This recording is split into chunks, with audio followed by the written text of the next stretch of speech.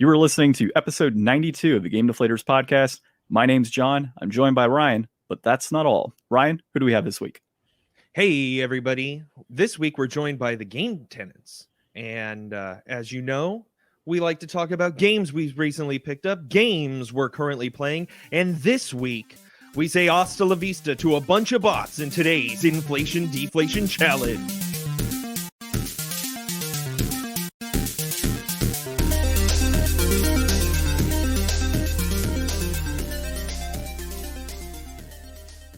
You just made it sound like we played Terminator, sir. Now, I get the backstory, and Jason has mentioned it as well, but this week we played Journey to Silius on the NES. So I think Jason was actually the one who suggested that one. And yeah, it was actually a lot of fun. So let's go ahead and pass it off to Jason and Church of the Game Tenants Podcast. Let them introduce themselves, and then we'll get started on our episode. So guys, let's start with Church to start you guys off. What's up? I am Church, one half of the Game Tenants Podcast, also of the Game Grinder. And yeah, thanks for having us. Yeah, sounds good, man. Happy to have you on. Jason, this is now your second go-around with us, I think, in 4 weeks. Yeah, so if this isn't like your first episode, you probably heard me before. I'm a familiar voice, and I'm happy to be back. And so Jason is part of Corpse Flood Gaming. He's got his YouTube channel. Church, obviously, the Game Grinder. Combined, they make the super duo of the Game Tenants Podcast. And you can, of course, find them on podcast applications such as, if you guys want to go ahead and let us know. Yeah, YouTube, SoundCloud, podcast apps, Apple Podcasts, you know, whatever's convenient for you. Yeah, when we combine, I'm the lower half. So I was gonna make a very bad joke, but I'm gonna hold off because people may, review. They may review bomb us after if I was to say that. That's great. Yeah. Okay. So guys, obviously we like to start off with our pickups, but I'll give a quick brief of what we're going to be discussing on this episode. So we'll be tackling the recent controversy of Apple confirming that cloud gaming services such as xCloud and Stadia violate their App Store guidelines. So we'll get some thoughts on that. We'll go ahead and discuss Spider-Man being held hostage by Sony, which I've got my own opinions on that one. And then we'll discuss our top 5 platformers. So I know you guys are hating me, but top 5 platformers of all time, any console, no limits, PC included, Church. And then we'll cap it off with Journey to Silius and our thoughts on our Inflation Deflation Challenge. So, Ryan, I'll let you kick it off, man. It looks like you got a pickup. So this is first. I've got stuff to talk about this week. It's been a while. So I went ahead and sent back Final Fantasy VII Remake to GameFly because I gave up on it, like most things. And I picked up Paper Mario and the Origami King, which I will definitely be giving up at some point in the near future because I don't know. It's just not that engaging. Like, I love me some Paper Mario. I love me some Thousand Year Door. And that's kind of where my love for the series stops. And this just didn't really reignite it. Yeah, I haven't heard any good things about that game so far. I mean, visually, it looks great. Like, I'm interested in there being like origami. Like, that makes sense with the Paper Mario theme. But, like, man, just like the intro, like the tutorialization bothered me, and I was like, man, like if I'm having this much trouble just trying to get into the first part of the game, like I'm definitely not going to make it that far. I can already see it happening. Jason, do you have something to say on that?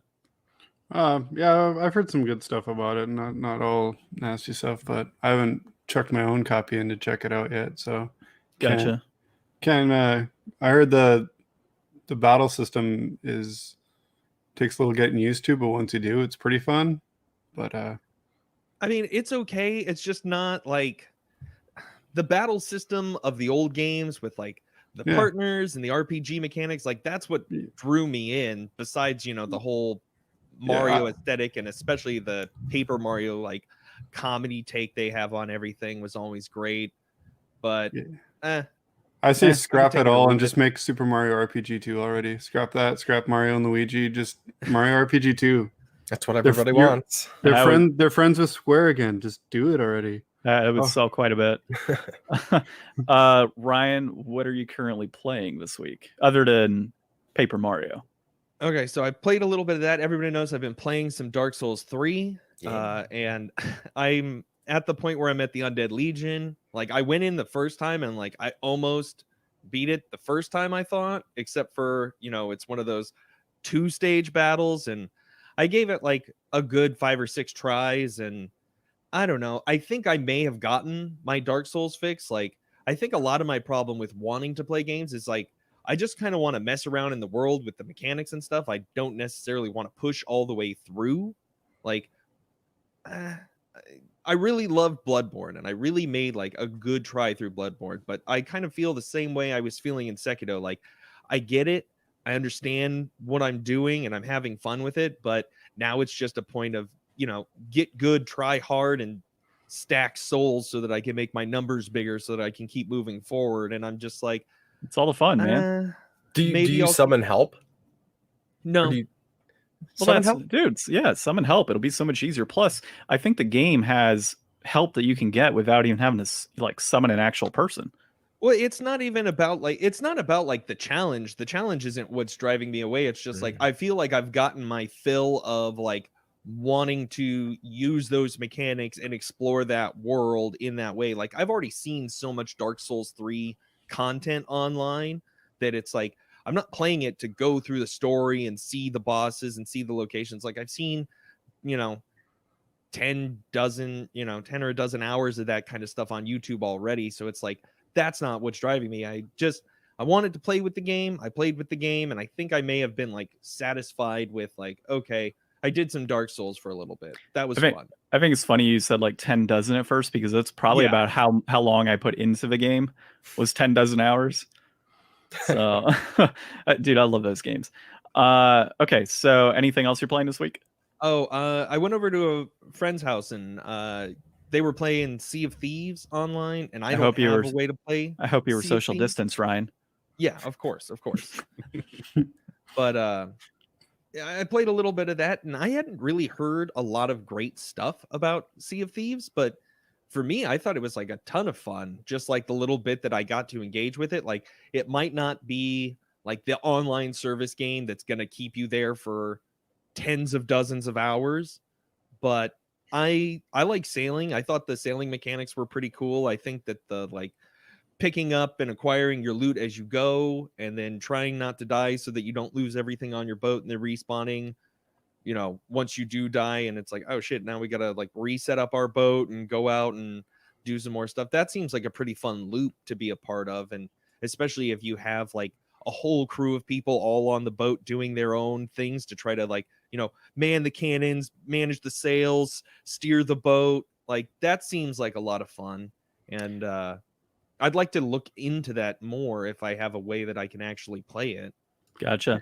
Yeah, I heard it was pretty bare bones at first, but through the content they've been adding, it's actually getting to be a pretty cool game. It's like one of those games where you're like, well, why didn't you just like wait a while before a lot of people have just like totally ignored it, thinking what they've heard about it at first. It's kind of like No Man's Sky when it first came out, basically, where No Man's Sky is apparently an awesome game now, but anyone who played it at first probably has little to no interest in it now. Yeah, that's exactly the analogy that I was trying to think of. Like when I was talking to my friend about it, I was like, this has got that whole No Man's Sky thing, I bet, where it's going to be like this awesome game that people can't stop talking about in a year, but, lackluster launch. So, Jason, what do you got going this week? Any pickups? Of course, I think you do have some pickups, but currently playing? Currently playing. I picked up, I shouldn't say I just picked up, but I'm starting to get trickles of my mail that have been trapped across the border for months and months. I think the last time they picked up my mail at my P.O. box was early May. So I'm getting drops of like a giant reusable bag of both figures and games. So Ghost of Tsushima is still in limbo over there, but I got Iron Man VR, which I should have beaten already, to be honest, but I don't know. I've been busy setting up stuff in the garage. Well, the toys, didn't really do much of those. I mean, behind me, I've been setting up stuff in my garage and stuff, but yeah, if I didn't get all those toys, I would have gotten all the games. A couple other pretty cool games came in as well, though. Besides Iron Man VR, I got Demon's Crest. Very for nice. a dirty Yeah. cheap deal. A buddy who lives 4 hours away from me just sent me a message, and he was like, "Hey, why is this Super Nintendo game so much?" And I was like, "That's not a lot for that at all, man." I don't know if he thinks all Super Nintendo games are like $5-10 or something, but yeah, I got it for a hell of a deal. And actually, pertaining to the last time I was on here, you were talking about getting the La Mulana 1 and 2 Hidden Treasure Pack. Mm-hmm. I ordered it at the same time, and I finally got that too. So we told Did you me get to a make the deal. Switch or PS4? PS4, always Yes. PS4 if I can help it. You know, Yeah, same- it's like same unless here. it's like half the price on Switch, then I'll do that, which is very rarely the case. But speaking of, Especially platformer games, I tend to have a better time playing on a PS4 than a Switch. I have a better time playing just about any game on the PS4 rather than the Switch. I love the Switch, don't get me wrong, but if it's on both, I'm just going PS4 all the way. I don't care about portability, because if I'm on the go, I'm the one making it go, like I'm driving. So Mm-hmm. on the go means zero to me. But speaking of the Switch, I got all 3 of the Psycho Shooting Star collections right in a row, so that was cool. I just bought them all at once. I was like, screw it, I want them all, so I'll get them all. I also picked up Lost Sphere for the PS4. I thought it was going to be more because it was like one of those only in the Square store things, but it's like super cheap now. So I think for a little bit for the Switch, it was like kind of a collectible. But Did you get? I like my RPGs. Do you have its? I think it's I Am Setsuna. The one. No, I don't have that one yet. I was gonna Yeah. get it, but I'm not in Gotcha. a rush. Yeah, because I think Setsuna is like the first one, and Lost Sphere is the second one, right? Yeah, It's like the sequel. so, yeah. Okay. I mean, I just thought it was cheap, so I jump on a deal. I'll go from buying nothing to buying like a whole bunch of stuff just because I just see a whole bunch of stuff on sale. I also picked up a game I don't really hear very much about. It's called Those Who Remain. It came out earlier this year on PS4. It's like a survival horror game, kind of in the vein of like Alan Wake and stuff, where it pertains to like staying in the darkness or staying away from the darkness, or you just die basically. There's like these beings in the corners and the shadows that can't get you as long as you stay in the light. It looked really cool. It was really super cheap at Walmart, so I was like, yeah, I'll check it out. Besides that, I got all 4 Final Fantasy games for the original Game Boy, just another all at once. I think I did at the same time I grabbed the Psycho collections. So Mm-hmm. yeah, a couple other things like the Messenger and on Switch and a few things, but yeah, I don't want to talk about every single game I got. Just those are some highlights. Ryan, if you think my collection's crazy, Jason has like double what I have. It's I mean, I Sizable. could tell if that's just what he got this week. Yeah. Like I would love to be in competition with Jason and get like, see who gets more games a week, but I'd probably go broke and be homeless. well, Sometimes sometimes buy more lottery tickets. Yeah. sometimes I get nothing for weeks, it seems like, and then like I said, it's all at once. Not just online buying, just in general. Yeah, and your stuff is delayed at times too, hence why you get like 20, 30 things at once. Well, yes, because COVID's really a super Yeah. cool thing. I typically go across like once a week, so I'm not paying like crazy duty bringing it back over, which is why I'm getting the drops instead of like the dump truck pull up in front of my house and dump out all my Ghostbusters figures and video games. But yeah, I got the Death Stranding collection in Limbo over there too. I'm like, that's going to be a drop on its own because that thing's friggin' massive. Yeah, that thing's flipping huge, man. I got it next to me here. So Church, what do you got going this week? What are you currently playing? What do you picked up? Currently playing, I am still working on Ghost of Tsushima. I'm getting there. I'm in the final third of the game, so maybe I'll wrap it up this weekend. I'm not sure. For pickups, not a whole lot, but I did get a few things. Of course, I'm big on limited run. I don't order everything. Very, very specific games that sound interesting to me. So I went ahead and ordered the Space Channel 5 VR. I was like, yeah, that'd be fun. That's a fun game. Besides that, I also ordered an art book, The Art of Shantae. I'm a big Shantae person, so of course had to pick that up. We've been waiting for that one for a little bit. And then also received the Jay and Silent Bob Marlboro for the NES, as well as Indigo Prophecy, which are both limited run releases as well. And then one other thing I got was not a game, but a Blu-ray recording of the Nier Automata 1218 live orchestra concert. I went to that show earlier this year in Chicago, but they actually had a recording on Blu-ray of one of the Japanese productions. So that's pretty neat to get that. That's mostly it. Nothing too crazy. And you got anything? So you're playing Ghost of Tsushima, and then obviously you played our inflation deflation this week. Yes. So yeah, good stuff, man. So all right, so this week I went a little crazy. I picked up the new NES Lego set that came out. So I thought about it. Like I was looking at it. I was like, I had it in my cart. I was like, so close to clicking buy, but I just didn't. Yeah, I mean, it's so I picked up that, and then they also had the starter set. And if you got the starter set, you got a couple freebies, and some of those freebies are going for like $70 right now online. So I'm like, if I ever want them, I don't want to spend $70, so I might as well buy the starter set. So I may return the starter set to get some of my money back and then keep the freebies. But so there was that. And then I also got Final Fantasy 1 and 2. They had a graphic novel that's being released on Amazon. So I picked that up. And let's see, I also got a couple other Lego expansion sets for Mario. So I got the Bowser Castle and then Boo's Mansion or something. I forget the name of it. But those are two that I was like, you know what? Let me get them now because you know how Lego is, man. They'll either discontinue something or Christmas will come around and things will be crazy. You won't be able to pick it up. Worst case scenario, I sell this stuff during Christmas when it's sold out everywhere, and then rebuy it in like February. Well, it's Lego coupled with Nintendo. Sorry. Yeah.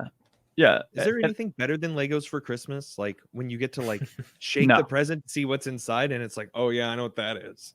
No. See, that's when you're a kid and you shake it and you open it like, yeah, Mega Blocks. What the hell's this? Only if you had terrible parents, John. Yeah, right. No, I always got Lego. That and big Mega Blocks for some reason when I was a kid. It was, yeah. So I got that. And then I also picked up, so Jason knows this, as part of my binge of buying Xbox exclusives as much as I can. I picked up 99 Nights, number 1, because I'd already had number 2. And I also picked up, I think it's Cameo is how you pronounce it. It's a game by Rare. Looks pretty sweet. So I picked that one up as well. And they were dirt cheap, so why not? And then I want to say I've got, Guardian Legend. I got that coming in the mail. Nice. Yeah, so I'm super stoked about that. Curse you guys. Like, it's one of my favorite NES games. I love that game. Yeah, it was one of those. I'm like $20. I'm like, all right, fine, I'll buy it. So I got that, and I think that's it for this week. Oh, and I also got the Jay and Silent Bob Marlboro that came in too. Right so on. Pretty stoked. And of course, seeing Church's limited run posts every single week for like seriously, it's like once a week. He has turned me on to getting like tons of limited run games. So I've got the Ys Origins collection coming through. I'm going to get the Grandia collection. And then I also backed on Kickstarter via Ayuden Chronicles. So I've got that. Coming. I backed that too. Yeah. So yeah, actually I had seen it before you had posted, and then you're like, oh yeah, the Kickstarter's live. And then of course I had to back it. So that's a good one, I feel. So yeah, that's what we got going on. And currently playing, I finally beat Yooka-Laylee in the Impossible Lair. Jesus. So I beat the not so impossible layer because screw the actual impossible layer. I don't know if you guys mess with that at all, but it's like one. It's a straight up gauntlet of like 25 minutes of platforming with no breaks in between if you do the impossible layer. And I was trying to do it with, so like the whole game you collect bees, and for the stingdom, I think is what they call in the game. And you're pretty much collecting them, and each bee counts as a hit point pretty much in the impossible layer. And you're supposed to have 48 of them in total. You go through the impossible layer and try to beat it, but it's 25 straight minutes, no breaks, and 4 boss battles along with all the platforming tied to it. It pretty much takes the level of the game from like here to the difficulty spike through the roof. Like it's absolutely insane how the game just goes that way. Like it's pretty straightforward platforming, feels like Donkey Kong the whole way, and then it just spike that difficulty right at the end, and it sucks.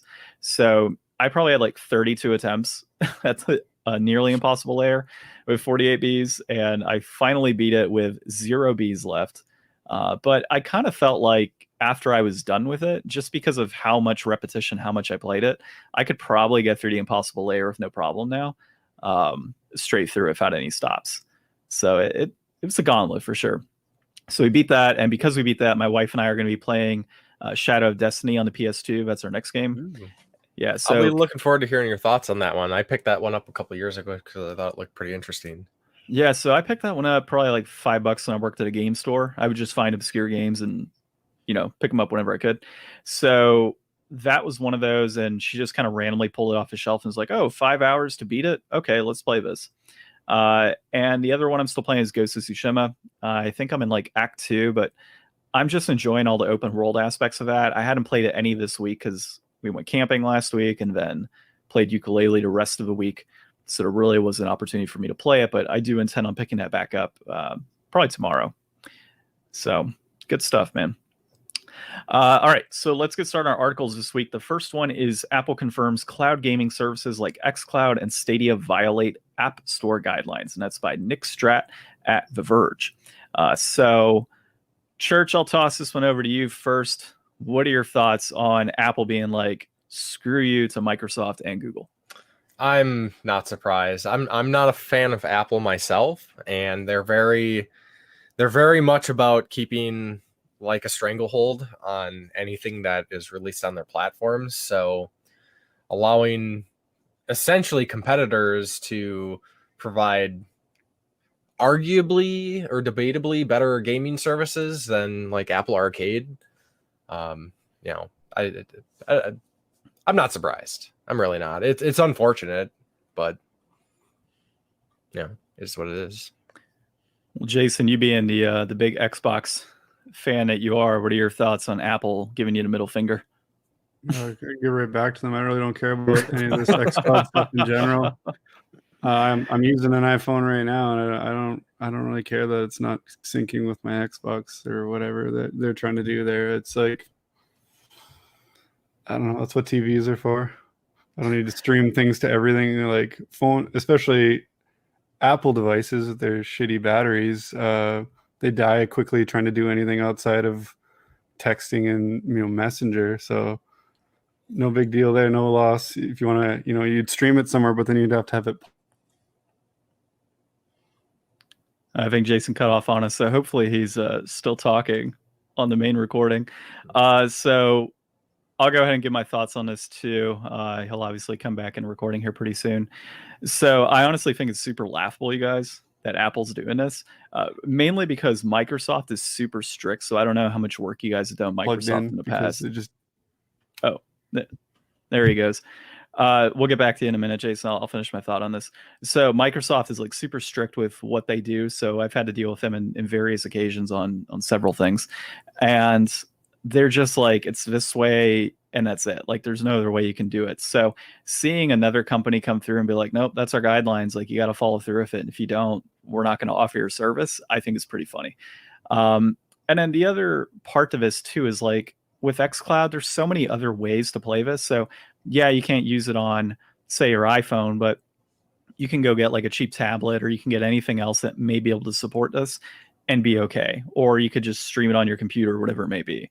So I really don't think this is going to be an issue, moving forward. And I honestly kind of like the idea of Apple just being like, no, screw you. You're going to either give us 30% of the cut for all of your subscription fees, which is noted in this article, or you're not going to have it on here at all. So while it's not consumer friendly, at the same time, I do kind of get it, to kind of echo Church's point.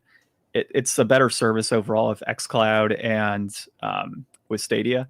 So it makes sense for Apple to be like, no, we're going to stand our ground. You're going to give us a cut, and then we're going to be able to offer our Apple Arcade to our consumers, and that's it. So I get it. Jason, you want to finish your thoughts that you had before you got cut off? Or I think he might be paused again. Ryan, we'll turf it over to you, man. Okay, so I think that's definitely, it's got to be frustrating when you're trying to break into these types of services, and it's the doors are open and they're going to keep pushing online cloud-based services moving forward. So it's only a matter of time until Apple finally caves, or the other side caves. Like, somebody's going to cave here, because that's too big of an audience with a big install base to try to just totally ignore. And also, like, I love my iPad. Like, it's a nice, clear, good size screen. Like, if I could just like wirelessly hook a controller up to that and play anything, like, that's awesome. Like, that's totally worth it, in my opinion. And in the article, they mention another company, Shadow, which is basically like renting computer remote access for playing games or whatever, and that service is allowed to work on their system because of the way that it functions, I guess, is different than how xCloud and Stadia are trying to do it. And that's $11.99 a month, which is cheaper than GameFly, which I've been paying for and actively not using very well. So, for someone like me who just has, an okay laptop but no integrated graphics card in it, that could be a good alternative, because it would allow me to play, some of these Game Pass games and, just some Steam games and stuff that I couldn't do on my own hardware on the go on the iPad. That could be fun, something to look into. But like, if they're already on there, it really, it'll come. It'll happen eventually. It might not happen like day one launch. And I don't think anybody really has said that Stadia is really that worth investing in right now anyway. So it might just need to, those services might need to ramp up their own off iOS platform user bases and get those numbers juicy enough to where Apple's like, okay, we know you want our big numbers, but now we kind of want some of your big numbers too. Yeah, and I think one of the the key things that's noted here for this article is like I don't think Apple really has an issue with Microsoft being on their application. It's just, I think it's more of a matter of a back end of like, look, we're not getting any real financial gain from this. So you either give us a cut and then we'll let you on, or you have to follow our guidelines. Everybody wants a taste. Yeah, everybody wants a piece of it, and it makes sense. And obviously Apple has their own, application on there for Apple Arcade. So why would they, in a sense, risk losing a user base of Apple Arcade members by offering Xbox on there? Because I mean, we know a lot of Apple fans are super avid about Apple products. Like, they're going to have a Mac, they're going to have an iPad, they're going to have an iPhone, and like 10 million other items that you could get cheaper on an Android. So it only makes sense that they would want to kind of keep that at home. Church, you got any final thoughts on that before we move on, man? Yeah, I mean, I'm not super versed in the quality of Apple's arcade and that stuff. I'm more biased against Apple just because of like IT support. I have just bitter tastes from what I deal with, so I'm a little biased, so I might be a little harsh. But yeah, once it's financially beneficial for them to add Microsoft and Google or xCloud and Stadia, I'm sure they will. Yeah, for sure. And then, dude, you had mentioned Apple Arcade and kind of quality on that. So just a reminder to folks out there, of course, you can find the Game Deflators podcast on thegamedeflators.com. We've also got our Facebook, Twitter, and Instagram. So at Game Deflators on Twitter, at The Game Deflators on Facebook and Instagram. And then, of course, YouTube and such. And we did do an episode a while back. It was episode 47. So we had Vectrix Arcade versus Apple Arcade. So if anybody's interested in kind of hearing our thoughts on the Apple Arcade when it first came out, check us out on there, and you can find those episodes on Spotify, Podbean, Podcast Addict, Apple Podcasts, etc. So next article we got, man, is going to be Spider-Man is being held hostage in Marvel's Avengers by Sony, and it has to stop. I honestly don't think it has to stop, but this is by Adam Vigestica at Tech Radar. So I have a feeling Church and I may be on the same side on this. So Ryan, let's go ahead and hear that differing opinion on Spider-Man being held hostage.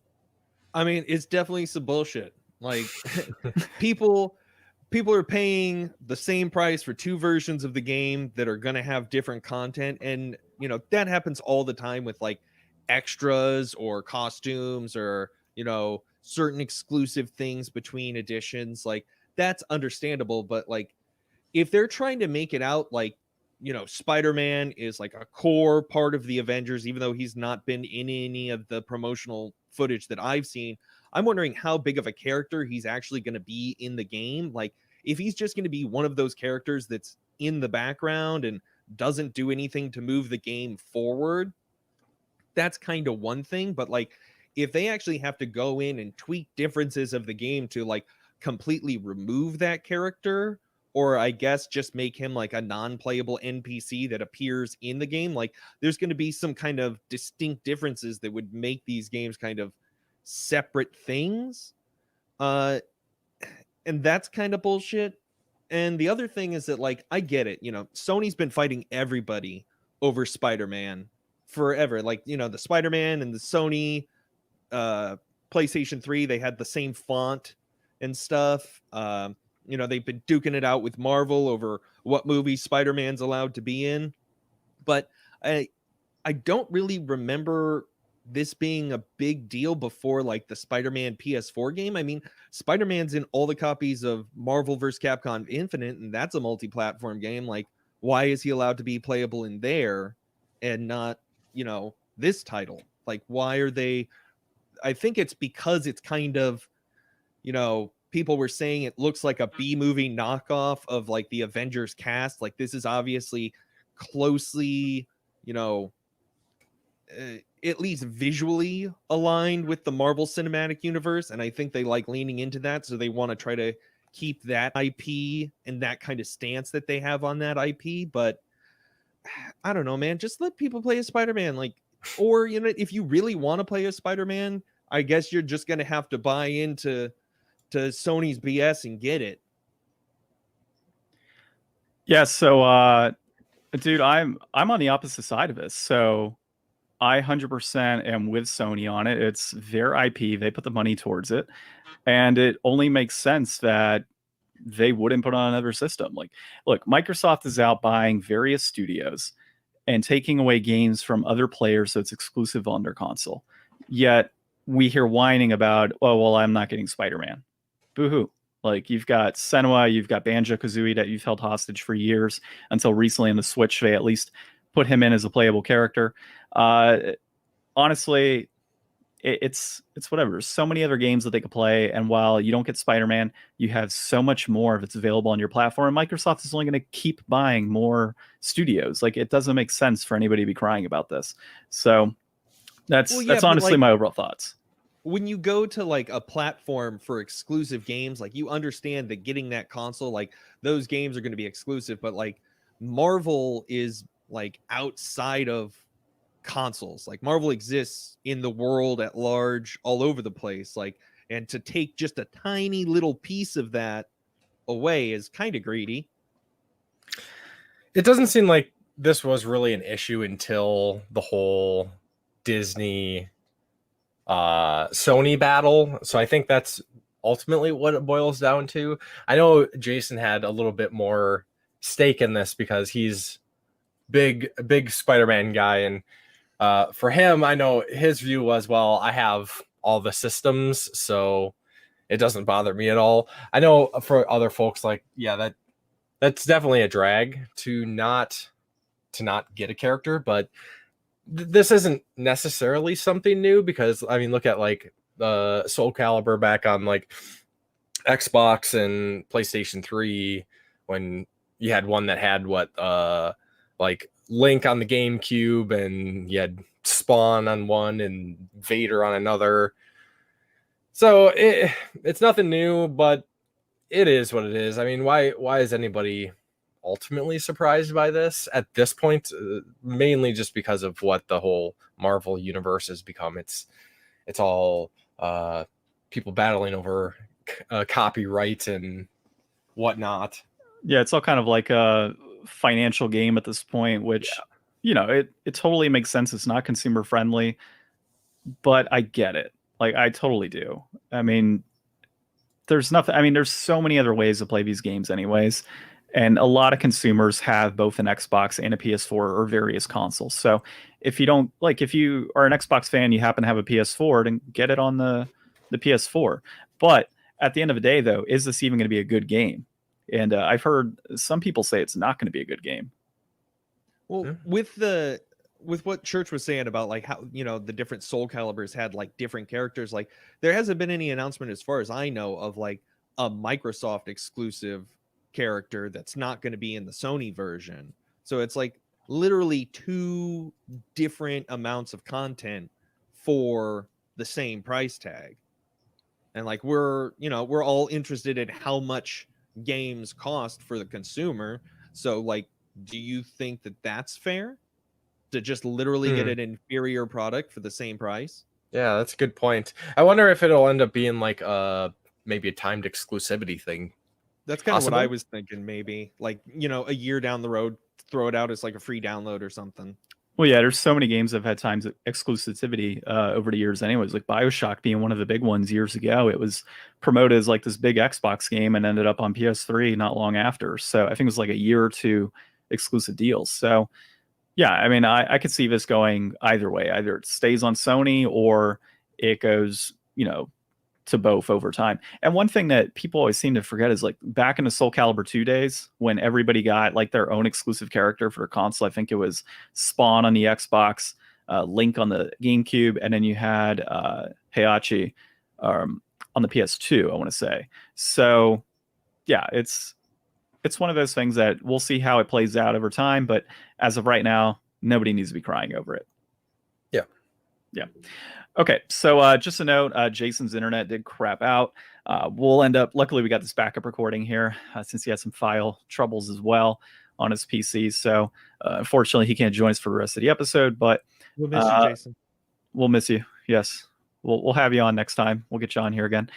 So let's talk about some platformers, you guys. So top 5 platformers of all time. So we're playing Journey to Silius this week as our inflation deflation. That's primarily like a run and gun, but it's essentially a platformer, right? Mm-hmm. And if you put in this, you can put it in the same category. So we decided let's talk about our top 5. So and we'll preempt this list with saying that like when you look into what is a platformer, there's like a few different definitions of what a platformer is. Like there's definitely some established genres out there that are considered their own genres that are, you know, definitely have their hearts and their roots in platforming. So, you know, it can be as broad or as narrow as you want to define it. So, you know, don't get mad at us if we've got stuff on this list that isn't, you know, a platformer only. Like Metroidvanias. Yes, like Metroidvania. Running guns. Yeah, everything that people are going to be angry about. So, Church, let's kick it off to you first, man. You're the guest on here. What are your top 5?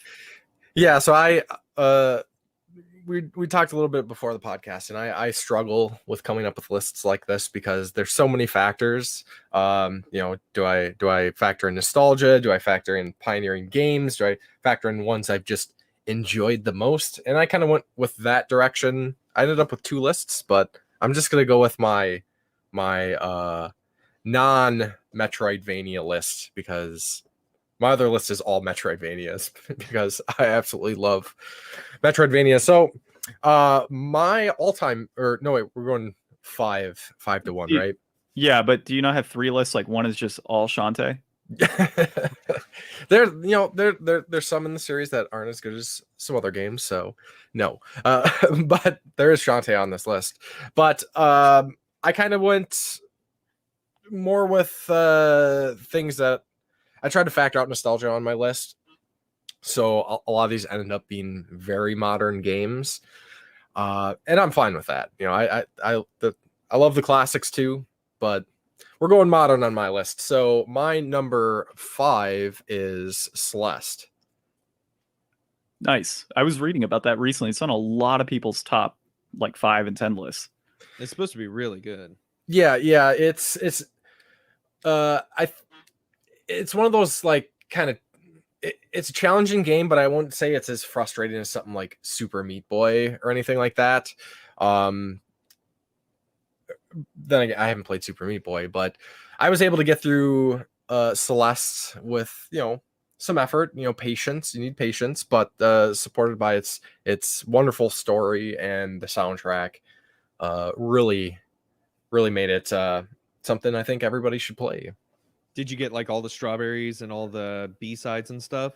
I did. Only part in the game that I really got roadblocked on was the DLC. It's like a bonus chapter, which is it's insane. It goes from manageable difficulty to like you need to be at one with the controls and the mechanic, and I'm not that good. So I just it has some really great accessibility options for those who want to get through the game. You can turn on like no damage, or you can just constantly jump through the air. So I ended up doing that through the final chapter just so I could see the story through. But yeah, I enjoyed it so much. I went for everything through my playthrough. Should I keep going down my list, or are we all going through 5 and then? Yeah, just go through your list, and then we'll get Okay. to the final one, and we'll kind of deep dive into the final one and why it's your favorite. So number 4 is technically it's a platformer. Some people might debate this one a little bit, but I went with Inside, which it's a very interesting game. It is basically the entire game. You're going left to right, exploring through these areas. There's no direct story. It's all interpreted through the environment and what you're seeing. The game's very moody and very atmospheric, and it's a very interesting mystery and how it's presented as you progress through the game. And again, this was a game that got lots of Game of the Year awards, Indie Game of the Year awards of the year it came out. And I would definitely recommend that one. Number 3, went with one that it's probably going to be on maybe somebody's list, maybe somebody listening, Shovel Knight. And it's hard to argue with Shovel Knight. Just they Always did it wanted so to play well. it.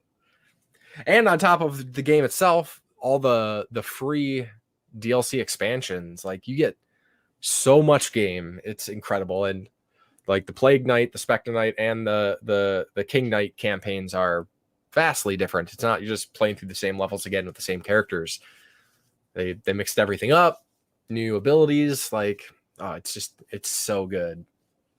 Number 2, now we're getting into stuff that if people who might be familiar with me wouldn't be surprised about, but I went with Shantae Half Genie Hero.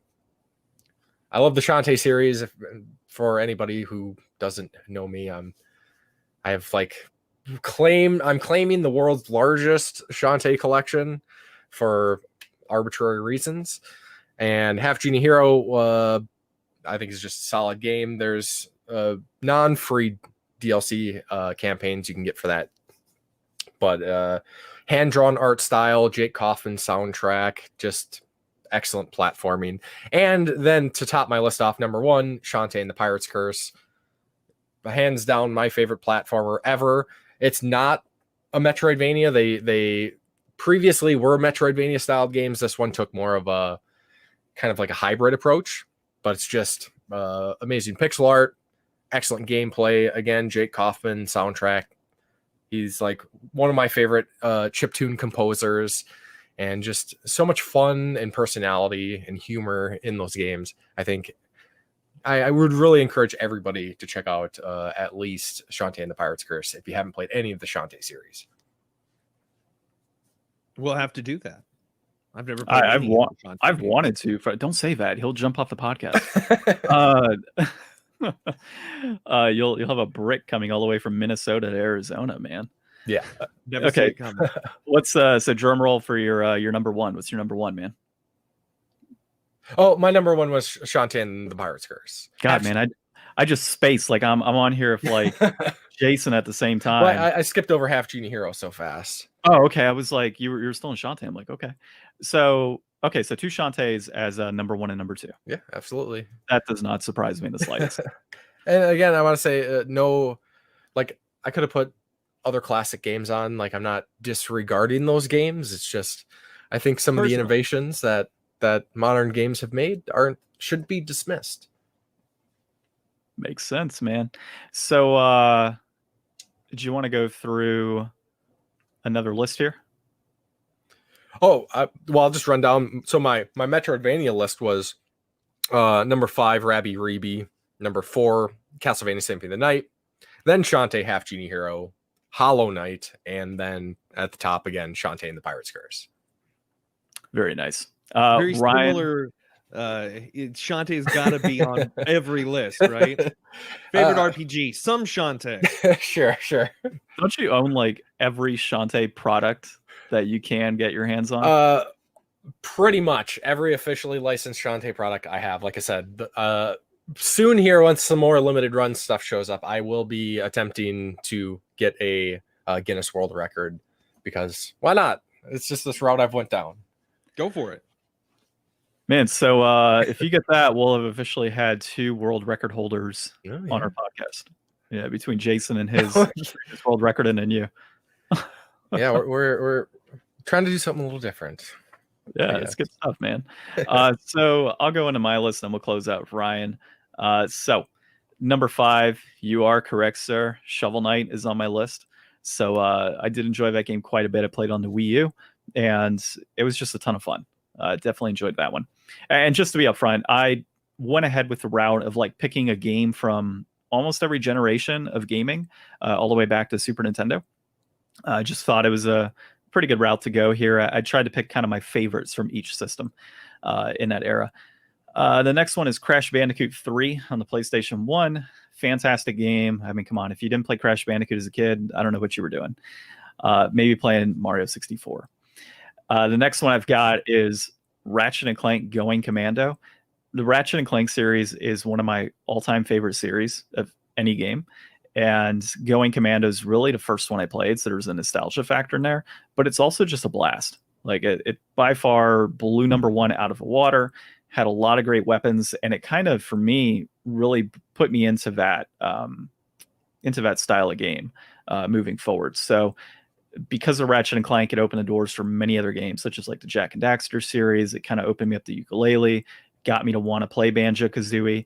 While those games may not have all of the same weaponry and other things that are occurring in Ratchet and Clank, it's that same style, and it's really what got me into it. The next one is Super Mario Odyssey. So anybody that heard back on our episode, I can't remember which one, but we discussed our top 10 Mario games of all time. Mario Odyssey was my number 1. I had a blast playing this game several months, well, really more or less a year ago at this point. Got 100% on it. Truly enjoyed it. It was fantastic. And then my number 1 here is going to be Donkey Kong Country 3.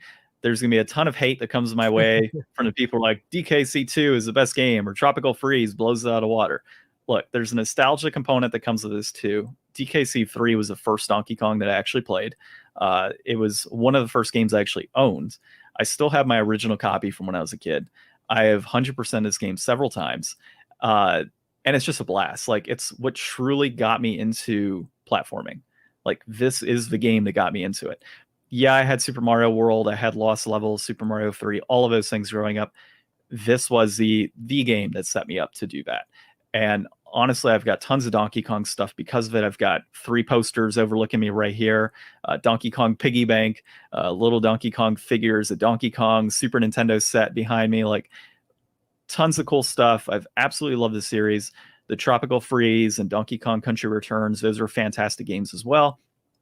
And this really kind of set it for me. And then, yeah, I did obviously play number 2 and number 1 years later, but the amount of stuff that you get to do in 3, the open world type of aspect that's tied to it, is just super cool. Like all the unlockables, the banana birds, the different vehicles that you can use to get the secret areas, going around the volcano several times to be able to get up the the lost level or whatever, essentially the lost levels of that game. It's all fantastic. So anybody wants to shit on me about it, I love the game. Like, I can't say much more than that. So Ryan, pass it off to you, man. Your top 5. Okay, so platformers, not my biggest genre, but I have played a number of them, and I'm going to start number 5 with original Donkey Kong. That was like a big one for me as a kid. So, you know, I know that it's not the best of the series, but it's the one that has the most nostalgia for me. And then I went with Crash Bandicoot 3 because it is the best Crash Bandicoot game of them all. And, you know, it was on John's list. It's on my list. It's number 4. That's a good spot for it. We'll keep it right there. Number 3 for me, I'm going with Symphony of the Night because when I was Googling platformers, it came up as a platformer. So I'm counting it. It's an awesome game. I just beat it for the first time this year. Love it. I love Great it. game. Super Mario World, classic. You know, there's so many good Marios out there to pick from, but like, just like the game that made me realize, oh wait, there's like secret areas and extra stuff. Like, what's this Star Road nonsense? Like, why are there different colored Yoshis? Like, there's so much to explore in that game. And like at that young age, it really was like, okay, games are a little bit more than what they appear to be. Like, there's more going on here than what's just on the surface. So there's just so much in there, and like it really, you know, codified a lot of things that moving forward would build and build and build and make Mario like just keep steamrolling into the titanic juggernaut it became today. But I'm going to throw over with Church and say that I think that modern games have a lot to offer. So my favorite platformer is The Messenger, which came out a couple years ago. It was that ninja game where it has like the 8-bit and then you transition into the future with like the 32-bit, and the music changes, the visuals change. There's like so much in that game that like I just absolutely fell in love with, and I actually beat that game. I never was able to get to the DLC on this one though, because there was a bug that if you beat the game before the DLC, it wouldn't save that you'd beat the game. So you'd have to go back through and do the final boss fight again, which is really hard. And after not playing the game for like a year and then trying to pick it back up at like the ultimate peak where you should have honed all your skills was just too much for me to do. But I would like to go back to this one eventually. I think that it brought a lot to the table and really showed people like, you know, how you can play with the world and how you can kind of play with like the history of video games in a way that is very interesting and shows like this dynamic that you can take and literally make, you know, one time period look like an old game and one time period look like a more modern version of that same game, and play around with those styles was really interesting to me, really fun. The humor in there is great. There's so much like meta contextual stuff, like when you're talking with people and then like later on it's like, holy cow, like the time travel has made all of this stuff like absolutely nuts, and you don't really get why things played out the first time, and then in retrospect you're like, okay. So I love how it kind of builds on itself over time. It's great. I recommend it to anybody. Yeah, I have the was it Special Reserve Games did a physical release for that, and it's super high on my backlog. I've been dying to play that game. It's just now it's shuffled in a little ways, but hopefully soon. There's always something good to play. So speaking of our platformers here and Metroidvanias and running guns and everything else, this week's Inflation Deflation Challenge is a Journey to Silius on the NES. So this game was developed by Sunsoft. It was published by Sunsoft. It was released in September of 1990. It is technically a run and gun. And the reception overall in this game was a 6 out of 8, kind of all over, but the music is widely praised. And I think all of us can agree on that after playing the game. Fantastic music. So, Church, you actually beat the game. I think Jason beat it as well. What were your thoughts overall? You hadn't played this game before, right? Yeah, I hadn't played it before, knew about it. I always heard positive things, so I'm kind of surprised that it would get like 6s. It seems well, it didn't really get a 6. I averaged it out because like EGM rates on a scale of 40 and like somebody else rates on a scale of 25, and it's like, what are those numbers? So when you do the math, it comes out to like 6, 7. It's kind of 3 to 5. Right. We don't do fake news on this podcast. Come on now. Making fake news. All right, let's just say it's an 8. All right, it's an 8 out of 10. I mean, it's a solid game. I had no issues with the platforming. Combat seemed very fair. It's one of those games where you you're gonna die, and you just keep playing, and you kind of get the levels memorized down enough where you can, dip and dive your way through. Design was great. Of course, the music. Yeah, it's Sunsoft. Sunsoft always has fantastic music. So I thoroughly enjoyed the game. I'm really glad that we played it. Yeah, it reminded everybody of like Mega Man, kind of. Yeah, absolutely. Yeah, every time you beat the boss, you get like the new gun power up that you can switch to, and you try to like manage your bar of how much like ammo you have for your special weapons and stuff. Lots of different types of robot enemies all coming at you from every which way. They even have like, those little laser things on the ground, kind of remind me of the Mets, how you can't shoot them unless they come up. Yeah, absolutely. Yeah, and it seemed like it's more run and gun. People say it's a run and gun. It's also a platformer, but it's a run and gun, more like your Mega Mans or Contra, but without the like in-level power-ups and whatnot. God, I wish there was in-level power-ups. Yeah. So I got to the end of the second level. I was playing at like midnight, so I was like ready to go to bed anyways. So I enjoyed it, man. Apparently there's actually a cheat where I think it's on the home screen, you're supposed to be like 30 times or 33 times apparently, and then it allows you to add more continues. I was playing via emulation though, so it was like I could just do save states if I wanted to. I didn't actually, funny enough. But to Church's point, man, like, no, I mean, dude, I'll screen cap it for you if you want me to. So like the save states would still be there if it was. So I would have to echo Church on that. There's a difficulty spike at first, but once you really kind of get those patterns down and memorize the levels, it's not a problem. So like towards the end of level 2, there's several areas where like you drop down and like you literally drop in front of an enemy who's shooting a beam. Like there's nothing you can do. Like you're gonna get hit.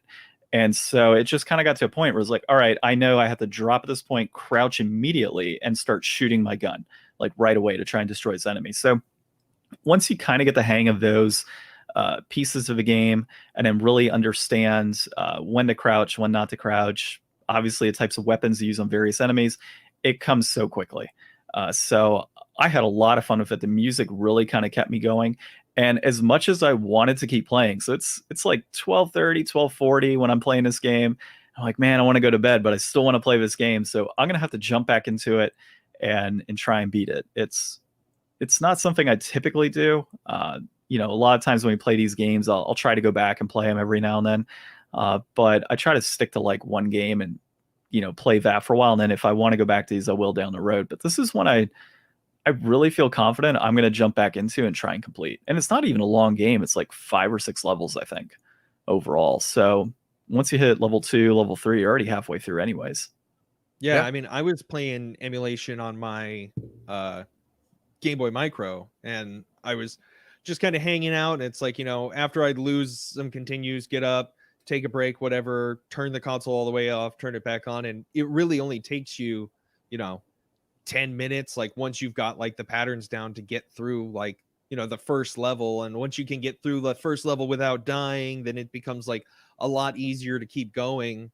I think that this is definitely a game like I would want to go back to and play through as well, just because it is challenging, but fair challenging. And it's not, it has enough mechanics going on with like the different weapons and trying to manage those that it is like less trial and error and kind of more room for experimentation. Like, it's not like there's only one way to go. Like I noticed a few spots like in level 2 where you're doing the like zigzag kind of drop down, and it had that like circle that would shoot the bullets out in all the different directions. It's like, well, if I drop down to the left side or I drop down to the right side, like I can see kind of the benefits of either way. And it's like, if I had the ammo now, I could drop down to this side and be able to shoot up at an angle. And I could see, there's not enough there for me to like call it the best, run and gun or best platformer. Like it's definitely not on my list, but it was interesting enough that I do think it would be worth revisiting. I would hashtag this as one of those hidden gems on the NES. Yeah. You know how what's his name, Metal Jesus, likes to say everything's a hidden gem, apparently. Absolutely. So I thought it was pretty good. So overall, brass tacks here. The most expensive version of this game is the PAL NES version, which is complete at $132.37. The cheapest version is an NES loose cart sitting at $35. If you're looking at this from a complete in box standpoint, $75. It peaked at $99.99, so we'll just say $100 back in August of 2015. That price point is obviously trending down. And then from a loose perspective, $35 now, and that's actually the peak, and that game price is going up from a loose cart perspective. So, Church, we'll start with you. Do you think at the $35 price point that is currently going for, eliminating the aspect of COVID being one of the major factors the game price is going up, do you think this game is inflated or deflated? Well, 35 or just right, by the way. Yeah. So, I mean, for me, 35 isn't like that high of a price, but I would say for most people, I think 35 would be more like your Mega Mans, or I know Mega Man games tend to go for a little bit more, some of them. So I would probably say 35 is inflated a bit. I think maybe like $20. Like I'd feel really good about $20 for this game. I mean, this broke the $20 barrier and kind of hasn't dipped back below it since July 2014. So for the last 6 years, it's been hanging out in the $20 range. And just since COVID, did it really breach that $30? So I think you're right. I think a $20 sounds a lot better than 35. Yeah, I'd agree with you guys on that. $20 for this game would be great. Obviously, $35 right now is the going rate, but we do understand that there is a price spike in a lot of these games currently. I think you've even got GameCube games that were like $40 going for $100 right now. So I have no doubt that $35 price point is purely COVID spike at this point. So I like the box art. I wish it wasn't so expensive for the complete in box version. Yeah. Right? Yeah, that art is actually pretty sweet. So music and art is great. All right, so I think we are all set on this. This game is currently inflated, but it is totally worth it if you find it for $20. It's definitely a great game overall. We all had a lot of fun playing it, and I say we'd highly recommend this one. Yeah. So, all right, so that actually does it for this week's episode. Ryan, I think it's not next week, but 2 weeks from now we'll be releasing. No, actually, we'll have Danica and the Next to Nothing podcast in several weeks on here. So we'll be releasing our PS2 episode on our collecting and budget collecting at the end of August. And then next week, we'll have a regularly scheduled episode followed by Danica and the Next to Nothing podcast in several weeks. That's a lot going on, man. We get a lot. I think, Ryan, so next week, I think we're playing Wolfchild on the Sega Genesis. Wolfchild. So back to the Genesis, back to trying to get that 3-button controller to work. Ryan absolutely sucks at the Genesis, so this is going to be awesome. So, Church, you want to let everybody know where they can find you and Jason one last time before we end this episode? Yeah, absolutely. And I know I can speak on Jason's behalf that he's bummed out that things fell through, but it happens. So for Jason and I both, we are on the Game Tenants podcast, and you can find it on YouTube, SoundCloud, podcast apps, Apple Podcasts. Just look up the Game Tenants podcast and you'll find those. It's also hosted on my YouTube channel, and my YouTube channel is The Game Grinder, and I can be found on YouTube, Facebook, Twitter, and Instagram if you look up The Game Grinder. And Jason is available on YouTube, Facebook, and Twitter as Corpse Flood Gaming. Sounds good, man. And also, Jason also is part of the Super Enabler Bros podcast, which is him and Chris, the Old Ass Retro Gamer, which is hosted on Jason's YouTube channel. Yeah, that's also an awesome podcast. So definitely check that one out if you haven't. I think they're on like episode 8 or 9. They're below 10, I think. Yes. And yeah, that's a good one for sure. So similar to Church and Jason, you can find us on YouTube as well at the Game Deflators. We are also on Twitter, Instagram, and Facebook. So at Game Deflators on Twitter, at the Game Deflators on Facebook and Instagram. Of course, find us on all those podcast applications as well, and thegamedeflators.com. Leave everyone 6-star reviews, even our guests. They would appreciate those extra stars. They would. Or as Jason put it a few weeks back, leave 2 5-star reviews on separate accounts. It'll be great. You doubling it up. So, dude, thanks for coming on. It sucks that Jason ended up dropping out at the last minute here of his internet, but we'll have you guys back on, of course, in the near future. Awesome. Thanks for having me. Yeah, thanks for coming on. So this has been episode 92 of the Game Deflators Podcast. My name's John. I'm Ryan. And thanks for listening.